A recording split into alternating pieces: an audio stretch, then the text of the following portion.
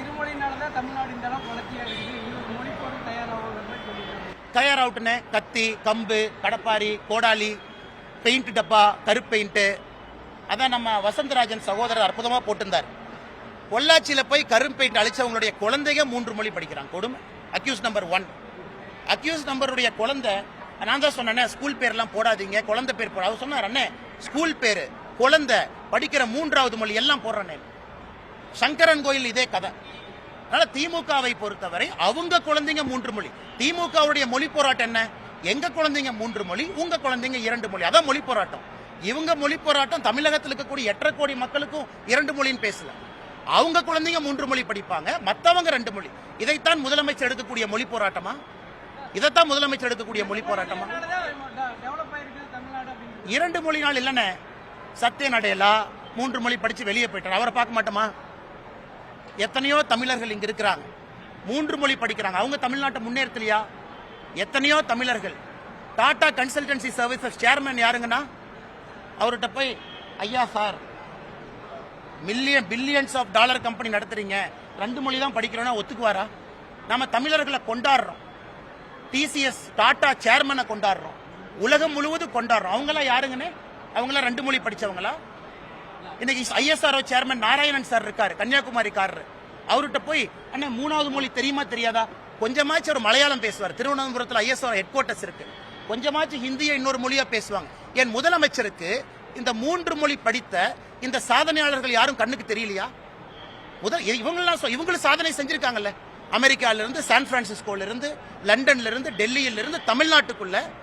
ஏன் நானும் 3 மொழி படிச்சிருக்கேன். முதலமைச்சருக்கு என் கண்ணு தெரியலையா? நீங்களும் நிறைய பேர் படிச்சு, உங்க கண்ணு தெரியலையா? நாமளும் தமிழ்நாட்டில் வசிக்கிறோம்ல.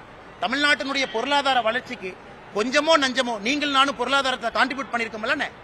அதனால் 2 மொழி படிச்சுதான் தமிழ்நாடு முன்னேறிச்சுன்னு முதலமைச்சர் சொன்னார்னா அவருடைய மேக்ஸ் வாத்தியார் யாருன்னு நான் பார்க்க விருப்பப்படுறேன்.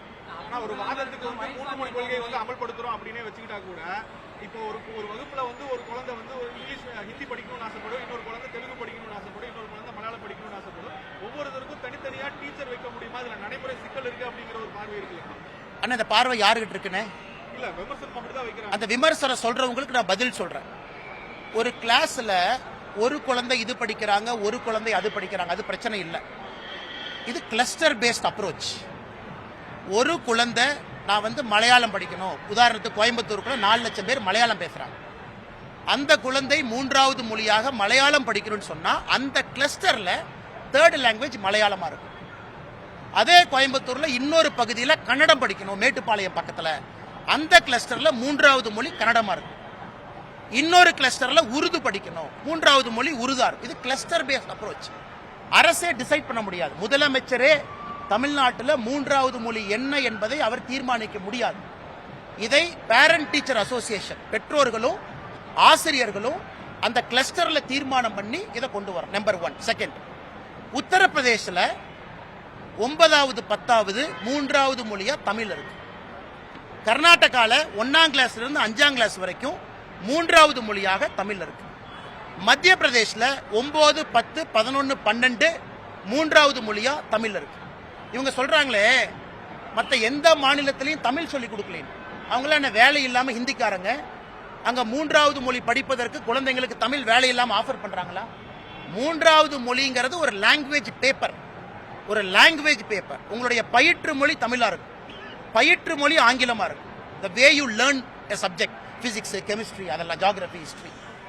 ஒரு லாங்குவேஜ் சப்ஜெக்ட் 100 மார்க் ஒரு பேப்பர் எழுதுவோம் இல்லைங்க, அந்த லாங்குவேஜ் பேப்பர் மலையாளம், கன்னடம், தெலுங்கு அந்த மாதிரி இருக்கும். என்னுடைய சந்தேகம் என்னன்னா, இந்த நேஷனல் எஜுகேஷன் பாலிசி டாக்குமெண்டே இன்னும் முதலமைச்சர் படிக்கலிங்கிற சந்தேகம் எனக்கு வருது.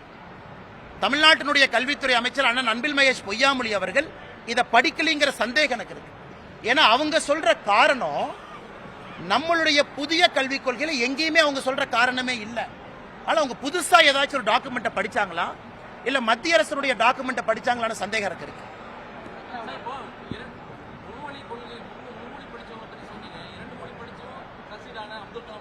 அவங்க ஸ்கில்லுங்க. அண்ணே அப்துல் கலாம் ஐயா பல மொழி பேசுவார். ஏன்னா அவர் அடைக்கிறீங்க? இந்தியாவுடைய ஜனாதிபதி. இந்தியா அப்துல் கலாம் ஐயா படிக்கும் பொழுது 2 மொழி தான் இருந்துச்சு. கலாம் ஐயா படிக்கும் பொழுது 2 மொழி தான் இருந்துச்சு. சென்ட் ஜோசப், ஆமா அதனால மொழிக்கும் சக்சஸுக்கும் என்ன சொல்றேன், மொழி வந்து ஒரு ஆற்றல், உங்களுடைய எபிலிட்டி, ஸ்கில், உங்களுடைய விடாமுயற்சி, அதுதான் உங்க சக்சஸுக்கு காரணம். மொழி கூட இருந்து ஹெல்ப் பண்ணும். இதே அப்துல் கலாம் ஐயா இல்ல நான் ஹிந்தி பேச மாட்டேன், இந்தியாவுடைய ஜனாதிபதி நான் ஆக மாட்டேன்னா அவர் எங்க உட்கார்ந்துருக்கணும்? ராமேஸ்வரத்தில் தான் உட்கார்ந்துருக்கணும். இல்ல நான் DRDO நான் ஹெட் பண்ண மாட்டேன், ஏன்னா ஹிந்தி பேசுறவங்க இருப்பாங்க, மலையாளம் பேசுறவங்க இருப்பாங்க. அப்துல் கலாம் ஐயா அவர்கள் 2 மொழியிலே படித்திருந்தாலும் கூட அந்த தகுதியை வளர்த்துக்கிட்டாங்க, வேற மொழியில கம்யூனிகேட் பண்ண. நான் 27 வயசுல கன்னடம் படிச்சேன், 38 வயசுல ஹிந்தி படிச்சுக்கிட்டு இருக்கேன். எனக்கு எந்த காலகட்டத்தில் எது தேவையோ நான் படிக்கிறேன். நான் படிக்கும் போது ஆஃபர் பண்ணியிருந்தாங்க, நான் பக்கத்து மாநிலத்து மொழியை நான் கத்திருப்பேன். ஒரு தெலுங்கோ, ஒரு கன்னடமோ, ஒரு மலையாளமோ எப்பவோ நாங்கள் கத்திருப்போம். ஏன்னா எனக்கு அது எக்ஸ்ட்ரா ஸ்கில், அடிஷனல் ஸ்கில். அதனால முதலமைச்சர் அவர்கள் 2 மொழி படிச்சவங்கனால தான் தமிழ்நாடு முன்னேறிச்சுன்னா 3 மொழி படிச்சவங்களையே மறக்கிறீங்கன்னு நான் சொல்றேன். 2 மொழிக்கு ஒரு உதாரணம் கொடுத்தா 3 மொழிக்கு நான் ஒரு உதாரணம் கொடுக்கிறேன். அப்படி இருக்கும் பொழுது வெறும் இருமொழி கொள்கையினால தான் தமிழகம் முன்னேறிச்சு அப்படிங்கிற வாதத்தை நான் ஏற்றுக்கொள்ள மாட்டேங்கிறத என் பாயிண்ட்.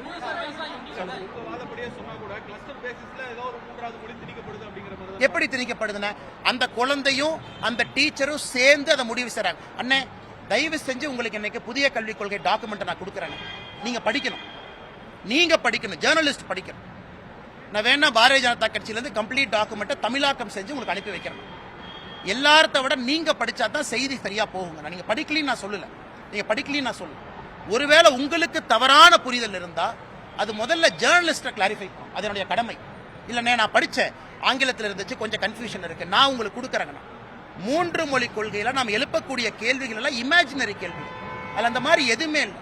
ஒரு மாணவனும் டீச்சரும் PTA-வும் சேர்ந்து தீர்மானம் பண்றாங்க. நான் தான் சொல்லிட்டேனே, மத்திய அரசு சொல்ல முடியாது இதுதான் 3வது மொழி, முதலமைச்சர் சொல்ல முடியாது இதுதான் 3வது மொழி, மக்கள் டிசைட் பண்றாங்க. தமிழ்நாட்டில் 11.65% 2011 மக்கள் தொகைப்படி தமிழ் மொழி பேசாதவர்கள் இருக்கிறாங்க. 11.65% 2011 சென்சஸ்ல அவங்களுடைய மொழி தாய்மொழி தமிழ் கிடையாது. தெலுங்கு பேசுறவங்க சென்சஸ் படி 42 லட்சம் இருக்காங்க. அவர்கள் 3வது மொழி குழந்தைக்கு சொல்லிக் கொடுக்கணும்னு நினைப்பாங்க. அவங்க குழந்தை முதல் மொழி தமிழ் தான் படிக்குது. பட் அந்த குழந்தைக்கு ஒரு லாங்குவேஜ் பேப்பர் தெலுங்கோ, கன்னடமோ, மலையாளமோ, பார்டர்ல இருக்கக்கூடிய குழந்தைகள் ஒரு மொழி கத்துக்கணும்னு நினைப்பாங்களே, அந்த குழந்தையை நாமே தடுக்கணும்னு தான் நான் கேட்கிறேன். செய்திகளை உடனுக்குடன் தெரிந்து கொள்ள உடனே சப்ஸ்கிரைப் பண்ணுங்க.